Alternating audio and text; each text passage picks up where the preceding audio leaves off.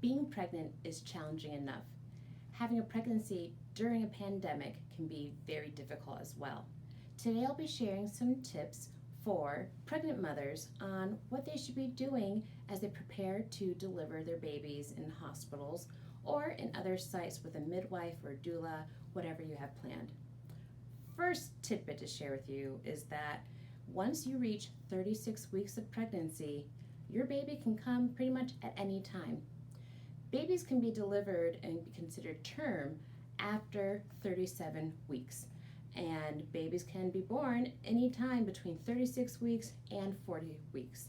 So if you're at 38 weeks and you haven't set your crib up, gotten a few diapers or everything prepared, please take this time right now to do that, because you may not know when the time will come for your baby to be born. Step number 2, I'll give you a hint on, is figure out a birth plan.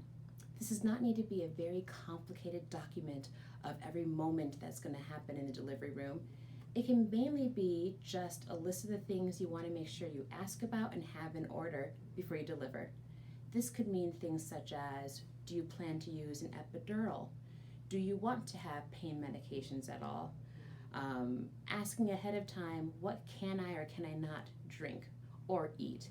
Also, figuring out from your hospital when you need to come into the hospital. Do you come right away when your water breaks? Do you need to give yourself a little time to make sure you labor down a little? Asking these questions in advance can help you be more prepared for when you go to the hospital. Also, because of COVID-19, the hospital you're using may have different protocols in place. Many hospitals are having testing performed on pregnant women before they come into the hospital. If a mother tests positive, most likely, and it depends on every hospital, they will not allow any visitors during the delivery. So this is something to have planned in advance. Also, if a mother is positive for COVID-19 and she wants to have time to breastfeed her baby, a hospital may allow a mother to breastfeed with using a special N95 mask to make sure nothing crosses to the baby, but that the baby can also still receive the proper nourishment. If the mother becomes very ill with COVID-19 after delivering her baby or before, oftentimes the baby will be discharged from the hospital to a family member or another person that is COVID-19 negative. This is to ensure that the baby is going to receive the appropriate care and be at a decreased risk of contracting COVID-19. Again, these details are not for all hospitals. It may change for the hospital you're planning to use. And I thank Dr. Tamika Alexander, OBGYN in Chicago, Illinois, for assisting me with those details. Third of all, you should find yourself a pediatrician for your newborn.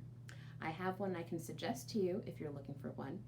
Many offices may allow you an opportunity to meet the pediatrician in advance, ask some questions about how they do management for patients in their office, and you may be able to get a tour of the office as well.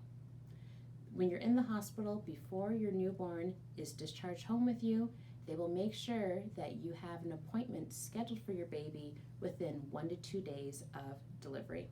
This is a time for the pediatrician to examine your baby, check to see how feeding is going, and also weigh them and make sure they haven't lost too much weight since birth. Babies are expected to lose some weight after they're born. When they were inside of moms, all they did was lay there and they got their nutrition through their belly button.